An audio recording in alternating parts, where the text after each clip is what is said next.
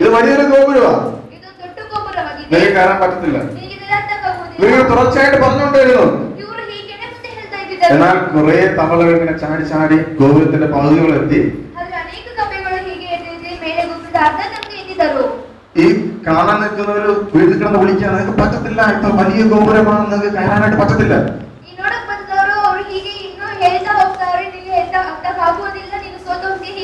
ഇത് കേട്ടിട്ട് പലരും തളർന്നുപോയി. പലരും പാതി വഴിയിൽ വെച്ചിട്ട് ഒരു മത്സരം സ്റ്റോപ്പ് ചെയ്തു. എല്ലാവർക്കും സന്തോഷമായി. ആരും വിജയായില്ല അല്ലേ? എന്നാൽ ഇതിനിടയിൽ ഒരു തവള ഉണ്ടല്ലോ, ഈ ഓരോ പടിയായിട്ട് ഇങ്ങനെ കയറി കയറി പോകാനായിട്ട് താഴെ നിന്ന് എല്ലാവരും തന്നെ നിരുത്സാഹപ്പെടുത്തുക. തനിക്കിത് കയറാനായിട്ട് പറ്റത്തില്ല, കാരണം ഒത്തിരി ഉയരമുള്ളതാ. എന്നാൽ ആ തവള ഇതൊന്നും കേൾക്കാതെ മുന്നേറി. അവസാനം ആ തവളയുണ്ടല്ലോ വിജയായി തീർന്നു. ഞാൻ ചോദിക്കട്ടെ, എന്തായിരിക്കും കാരണം? തന്നോടൊപ്പം അനേകരുണ്ടായിരുന്നു, പക്ഷെ താൻ മാത്രമേ ആ ഫിനിഷിംഗ് പോയിന്റ് എത്തിയുള്ളൂ. എന്താ കാരണം? എന്താ കാരണം? ആ തവളയ്ക്ക് ചെവി കേൾക്കത്തില്ല.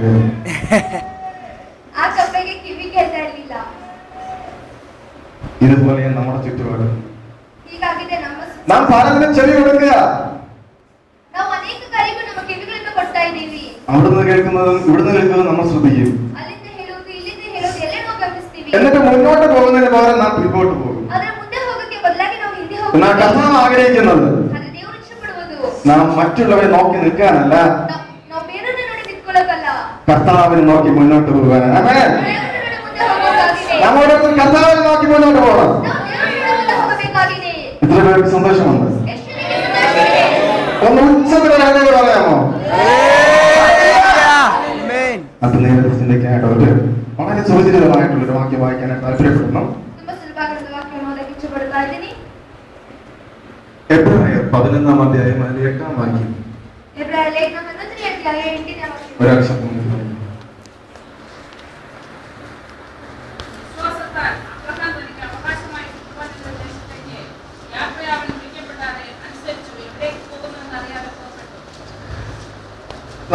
പ്രകാരമാണ് വിശ്വാസത്താൽ അബ്രഹാം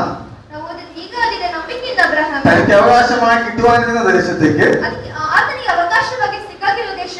യാത്രയാകുവാൻ വിളിക്കപ്പെട്ടാറ് അനുസരിച്ച് എവിടേക്ക് പോകുന്നറിയാതെ പുറപ്പെട്ടു. നമ്മൾ പലപ്പോഴും ഇതിൽ നിന്നൊക്കെ മെസ്സേജ് കേട്ടിട്ട് പോരാ. കുഞ്ഞുനാളിലെ സൺഡേ സ്കൂൾ പഠിച്ച വാക്യമാണ്. നമുക്കെല്ലാവർക്കും അറിയാം അബ്രഹാം ആരായിരുന്നു.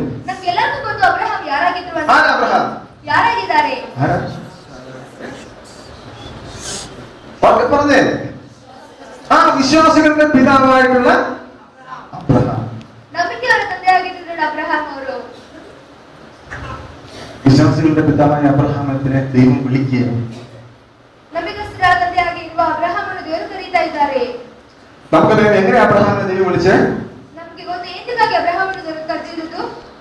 എങ്ങനെ വിളിച്ചേ? നീ നിന്റെ ദേശക്കാരെയും ചാർച്ചക്കാരെയും വൃദ്ധസമരത്തെ വിട്ട് ഞാൻ കാണിക്കാനിരിക്കുന്ന ദേശത്തേക്ക് പോവുക.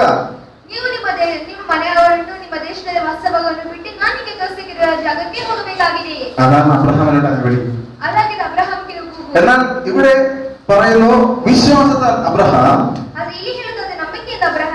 തനിക്ക് അവകാശമായി കിട്ടുവാനിരുന്ന ദേശത്തേക്ക് യാത്രയാകുവാൻ വിളിക്കപ്പെട്ടാറെ അനുസരിച്ചു പുറപ്പെട്ടു. 3 കാര്യങ്ങളൊക്കെ ഇതിന് മനസ്സിലാക്കാനായിട്ട്. ഒന്നാമതായിട്ട് അബ്രഹാം ദൈവത്തിന്റെ ശബ്ദം കേട്ടു. രണ്ടാമതായിട്ട് അബ്രഹാം അനുസരിച്ചു. ಹೋಗಿದ್ದರು. അത് കഴിഞ്ഞിട്ട് അബ്രഹാം പുറപ്പെട്ടു. ನಂತರ ಅಬ್ರಹಾಂ ಹೊರಟರು. ನಾವು വായിക്കാം ഉൽപ്പത്തി 12:1. ನಮಗೆ ಓದೋಣ ಆದಿಕಾಂಡ ಪುಸ್ತಕ 12ನೇ ಅಧ್ಯಾಯ 1ನೇ ವಾಕ್ಯವು. ഉൽപ്പത്തി 12:1 വാക്യം. ദൈവം അബ്രഹാമിനെ വിളിക്കുക. അബ്രഹാമിനോട് അരുളിച്ചെയ്തതെന്തെന്നാൽ, നീ നിന്റെ ദേശത്തെയും ചാർച്ചക്കാരെയും പിതൃഭവനത്തെയും വിട്ട് പുറപ്പെട്ട് ഞാൻ നിന്നെ കാണിപ്പാനിരിക്കുന്ന ദേശത്തേക്ക് പോകാം. കണ്ടോ? അബ്രഹാമിനോട് ദൈവം പറയുക, നിന്റെ സകലത്തെയും വിട്ട് ഞാൻ നിന്നെ കാണിപ്പാനിരിക്കുന്ന ദേശത്തേക്ക് പോവുക. ಅಬ್ರಹಾಂ ಮತ್ತು ದೇವರು ಹೇಳಿದ್ದಾರೆ, ನಿಮ್ಮ ನಿನಗಿರೋ ಎಲ್ಲವನ್ನೂ ಬಿಟ್ಟು ನಾನು ನಿನಗೆ ತೋರಿಸಿರೋ ದೇಶಕ್ಕೆ ಹೋಗಬೇಕಾಗಿದೆ ಅಂತ. ദേശം ഏതാണെന്ന് കാണിച്ചില്ല. ದೇಶ ಯಾವ್ದಾಗಿದೆ ಅಂತ ದೇವರು ತೋರಿಸಲಿಲ್ಲ. അബ്രഹാമിന് അറിയത്തില്ല. ಅಬ್ರಹಾಮನಿಗೂ ಕೂಡ ಗೊತ್ತಿಲ್ಲ. എങ്ങോട്ട് പോകണമെന്ന് അറിയത്തില്ല. ಎಲ್ಲಿ ಹೋಗ್ಬೇಕಂತ ಗೊತ್ತಿಲ್ಲ. ദൈവം പറഞ്ഞു നീ പുറപ്പെടുക.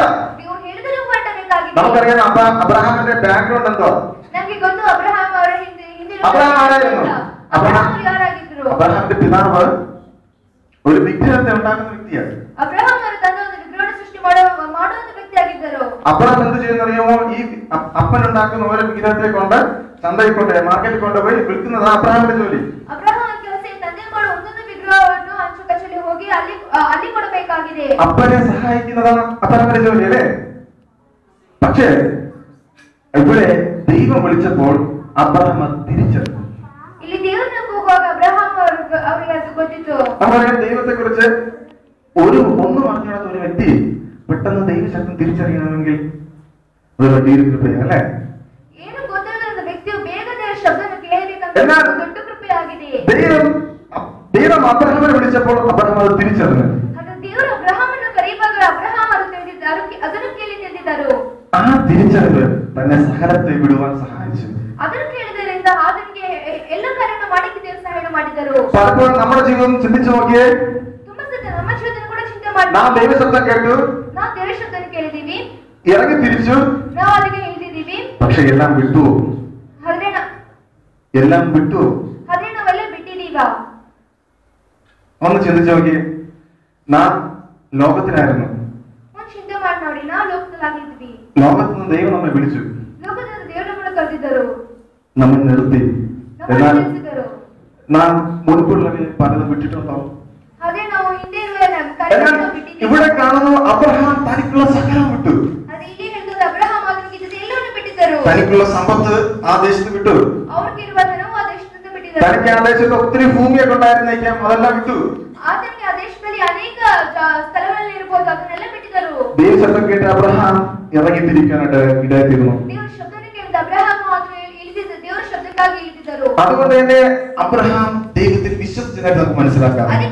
ಅದರಿಂದ ಅಬ್ರಹಾಂ ದೇವರ ನಂಬಿಕೆಯನ್ನು ಕೂಡ ನೋಡಕ್ಕಾಗುತ್ತದೆ. നിങ്ങൾക്ക് എത്ര പേർക്ക് ദൈവത്തിൽ വിശ്വാസമുണ്ട്? ಎಷ್ಟು ಜನಕ್ಕೆ ದೇವರ ನಂಬಿಕೆ ಇದೆ? ആമേൻ. ഞാനൊരു വിശ്വാസത്തിന്റെ സാക്ഷ്യം പറയാം. ನನ್ನ ನಂಬಿಕೆ ಸಾಕ್ಷಿಯನ್ನು ಹೇಳುತ್ತೇನೆ. ഞാൻ +1 പഠിച്ചുകൊണ്ടിരുന്ന സമയത്ത് ನಾನು +1 ಓದ್ತಾ ಇದ್ದೆ. എനിക്ക് വോളിബോൾ എന്നൊക്കെ പറഞ്ഞാൽ ഭയങ്കര താല്പര്യമാണ്. ವಾಲಿಬಾಲ್ ಅಂತ ಹೇಳಿದ್ರೆ ನನಗೆ ತುಂಬಾ ಇಷ್ಟವಾಗಿತ್ತು. 10ാം ക്ലാസ് മുതൽ കളിച്ചു തുടങ്ങി. 10ನೇ ಕ್ಲಾಸಿಂದ ಅದನ್ನು ಆಡಕ್ಕೆ ಶುರು ഒരു ಮಾಡಿದೆ. +1 സ്റ്റേറ്റിലെ മത്സരത്തിന് വേണ്ടി ഞങ്ങൾ പ്രാക്ടീസ് ചെയ്തുകൊണ്ടിരിക്കുകയാണ്. +1 ಅಲ್ಲಿ ಸ್ಟೇಟ್ಲಿ ಆಟ ಇತ್ತು, ಅದಕ್ಕಾಗಿ ನಾವು ಪ್ರಾಕ್ಟೀಸ್ ಮಾಡ್ತಾ ಇದ್ವಿ. ഞാൻ എല്ലാ ദിവസവും വൈകുന്നേരം ഞങ്ങൾ പ്രാക്ടീസ് ചെയ്യുന്നത്. ಎಲ್ಲ ದಿನ ಸಾಯಂಕಾಲ ನಾವು ಅದಕ್ಕಾಗಿ ಪ್ರಾಕ್ಟೀಸ್ ಮಾಡಕ್ಕಾಗಿ ಹೋಗ್ತೀವಿ. ഒരു ദിവസം വൈകുന്നേരം ഞാൻ നേരെ സ്കൂളിൽ നിന്ന് വന്നിട്ട് പ്രാക്ടീസ് ചെയ്യാനായിട്ട് പോയി. ಒಂದಿನ ನಾನು ಶಾಲೆಯಿಂದ ಬಂದ ತಕ್ಷಣ ಪ್ರಾಕ್ಟೀಸ್ ಮಾಡಕ್ಕೆ ಹೋಗಿದ್ದೆ. ഞാൻ പോകുന്നതിന് പറഞ്ഞു, മോനെ നീ ചായയൊക്കെ കുടിച്ച് ചോറൊക്കെ കഴിച്ചിട്ട് പോയാൽ മതി. ನಾನು ಹೋಗುವಾಗ ತಂದೆ ಹೇಳಿದ್ರು, ನೀನು ಊಟನ ಮಾಡಿಕೊಂಡು ಟೀ ಕುಡ್ಕೊಂಡು ಹೋಗಿ ಅಂತ. ഞാനതൊന്നും മൈൻഡ് ചെയ്യുന്നത് ഞാൻ പോകുന്നു പറഞ്ഞാൽ ഞാൻ പെട്ടെന്ന് ഓടിപ്പോയി. ನಾನು ಅದೇನು ನೋಡಿದ್ರೆ ಇಲ್ಲ ಹೋಗ್ತೇನೆ ಅಂತ ಹೇಳಿ ನಾನು ಬೇಗ ಹೋಗಿದ್ದೆ. അന്ന് എന്ത് സംഭവിച്ചെന്നറിയോ? ಅವತ್ತೇನ್ ഞാൻ കളിക്കുന്നിടയിൽ ഞാൻ വന്ന് വീണു. ನಾನು ಆಟ ಆಡುವ ಸಮಯದಲ್ಲಿ ಬಿದ್ದೆ. എന്റെ ഇടത് കൈക്ക് ചെറിയൊരു കുഴപ്പമുണ്ടായി. ನನ್ನ ಬಲಗಡೆ ಕೈಗೆ ಏನೋ ಒಂದು ಪ್ರಾಬ್ಲಮ್ ಇತ್ತು. ഞങ്ങൾ ഹോസ്പിറ്റലിലൊക്കെ പോയി ആ ട്രീറ്റ്മെന്റ് ഒക്കെ കഴിഞ്ഞ് മടങ്ങി വന്നു. ನಾನು ಆಸ್ಪತ್ರೆಗೆ ಹೋಗಿ ಟ್ರೀಟ್ಮೆಂಟ್ ಮುಗಿಸಿದ ನಂತರ ಹೊರಟಿ ಬಂದೆ. ഏകദേശം 3 മാസത്തോളം ആ ബാൻഡേജ് ഒക്കെ ഇട്ടിരുന്നു. 3 ತಿಂಗಳು ಏನೋ ಆ ಬ್ಯಾಂಡೇಜ್ ಅನ್ನು ಹಾಕಿದ್ದೆ. എന്നിട്ട് ഈ ബാൻഡേജ് എടുത്തപ്പോണ്ടല്ലോ ಈ ಬ್ಯಾಂಡೇಜ್ ಎತ್ತಿದ ನಂತರ ചെറിയൊരു ബെൻഡ്, ഒരു വളവ്. ಚಿಕ್ಕದಾಗಿ ಅದನ್ನು ಬೆಂಡ್ ಆಗಿತ್ತು. നോക്കാൻ നിങ്ങൾക്ക് ഇത് കണ്ടാൽ ആർക്കും മനസ്സിലാക്കില്ല. ಇವತ್ತು ಒಳಗೆ ಇದನ್ನು ನೋಡಿದ್ರೆ ನಿಮ್ಗೆ ಯಾರಿಗೂ ಗೊತ್ತಾಗುವುದಿಲ್ಲ. നിങ്ങൾ കൈ വെച്ച് നോക്കിയാൽ പോലും മനസ്സിലാക്കില്ല. ನೀವು ಕೈ ನೋಡಿದ್ರೆ ಕೂಡ ಅದು ಗೊತ್ತಾಗುವುದಿಲ್ಲ. ഈ വളവ് കണ്ടിട്ട് ഡോക്ടർമാർ പറഞ്ഞു, ഇത് നിങ്ങൾക്ക് ഓപ്പറേഷൻ ചെയ്യണം. ಇದನ್ನು ನೋಡಿದ ನಂತರ ಡಾಕ್ಟರ್ ಹೇಳಿದ್ರು ಇದಕ್ಕಾಗಿ ಆಪರೇಷನ್ ಮಾಡಬೇಕಾಗಿದೆ ಅಂತ. അല്ലെങ്കിൽ അത് ഒരുപക്ഷെ ഫ്യൂച്ചറിൽ പ്രോബ്ലം ഉണ്ടായിരിക്കാം. ಇಲ್ಲಾಂದ್ರೆ ಅದು ಭಾವಿಯಲ್ಲಿ ತುಂಬಾ ಪ್ರಯಾಸಗಳನ್ನು ಉಂಟಾಗುತ್ತದೆ ಅಂತ. ഓപ്പറേഷൻ വരുമ്പോൾ തന്നെ എനിക്ക് മതിയായി. ಆಪರೇಷನ್ ಕೇಳಿದ ನಂತರ ನನಗೆ ಸಾಕಾಗೋಯ್ತು. ഞാൻ അവിടെ നിന്ന് ദൈവത്തോട് ഒരു കാര്യം പറഞ്ഞു. ನಾನು ಅಲ್ಲಿ ನಿಂತ್ಕೊಂಡು ಒಂದು ಕಾರ್ಯ ಹೇಳಿದೆ.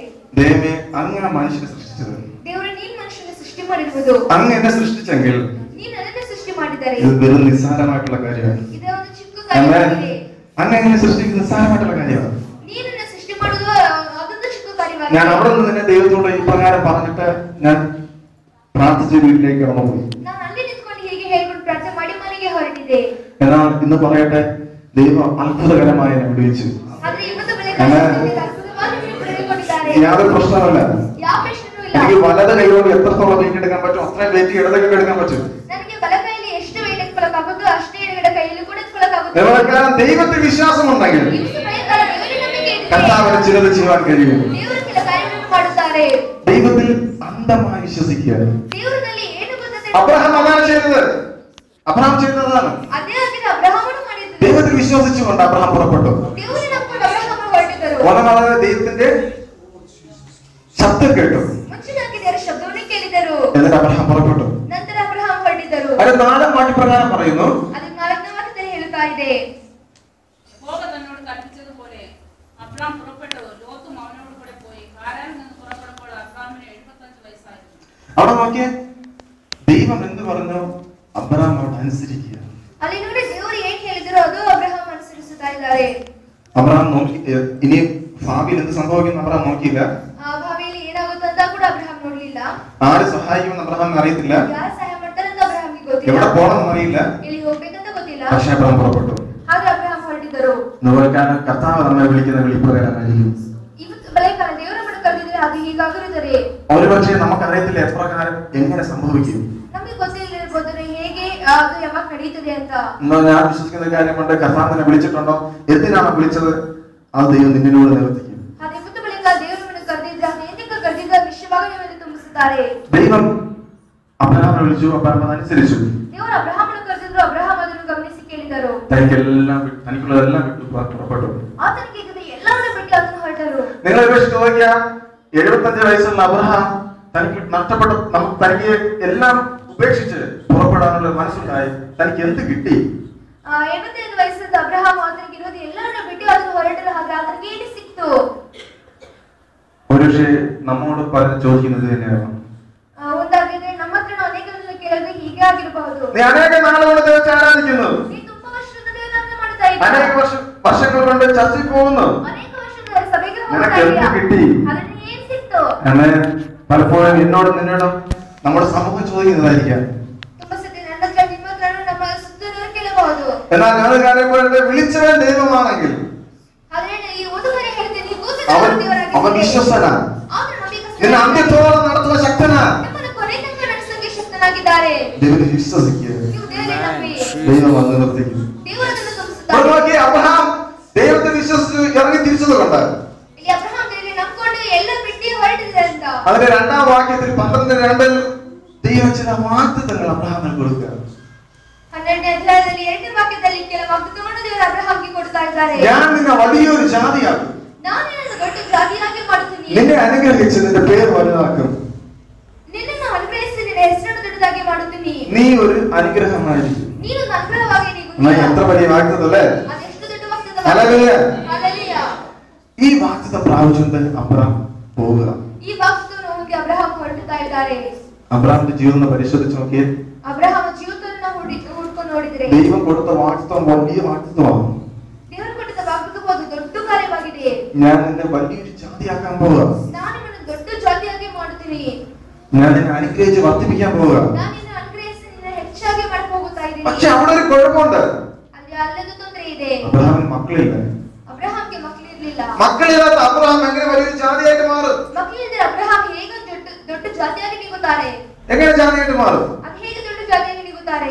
പക്ഷേ ദൈവം പറഞ്ഞതാണെങ്കിൽ ദൈവത്തിന് നിവർത്തിക്കാൻ കഴിയും. ಅದು ದೇವರು ಹೇಳಿದ್ರೆ ದೇವರು ನಿಶ್ಚಯವಾಗಿ ನಡೆಸಬಹುದು. ദൈവം പറഞ്ഞിട്ടുള്ള വാഗ്ദത്തങ്ങൾ ദൈവത്തിന് നിവർത്തിക്കാൻ കഴിയും. ದೇವರು ಹೇಳಿದ ವಾಗ್ದಾನಗಳಿಗೆ ನಿಶ್ಚಯವಾಗಿ ತುಂಬಿಸಕ್ಕಾಗುತ್ತದೆ. അബ്രഹാം ദൈവത്തോട് ചോദിക്കുന്ന ഒരു നിമിഷമുണ്ട്, കർത്താവേ, ഇത്രയും വർഷമായിട്ട് എനിക്ക് മക്കളില്ല, പിന്നെ ഇതൊക്കെ എങ്ങനെ നിറവേറും? ಅಬ್ರಹಾಂ ಕೇಳುವ ಒಂದು ಪ್ರಶ್ನೆ ಹೀಗಿದೆ, ದೇವರು ಇಷ್ಟು ವರ್ಷವಾಗಿ ನನಗೆ ಮಕ್ಕಳಿಲ್ಲ, ಮತ್ತೆ ಇದು ಹೇಗೆ ಸಾಧ್ಯವಾಗುತ್ತದೆ? നിവർക്കല ഞാനൊരു കാര്യം പറയട്ടെ, ദൈവം നിന്നോട് എന്തെങ്കിലും കൽപ്പിച്ചിട്ടുണ്ടെങ്കിൽ ಇವತ್ತು ಬೆಳಕಾಲಿ ಮತ್ತೆ ನಮಸ್ಕಾರ ಹೇಳ್ತೀನಿ, ದೇವರು ಏನಾದರೂ ನಿಮ್ಮ ಹತ್ರ ಹೇಳಿ പക്ഷെ നിന്റെ സാഹചര്യം അതിന് എതിരായിരിക്കാം.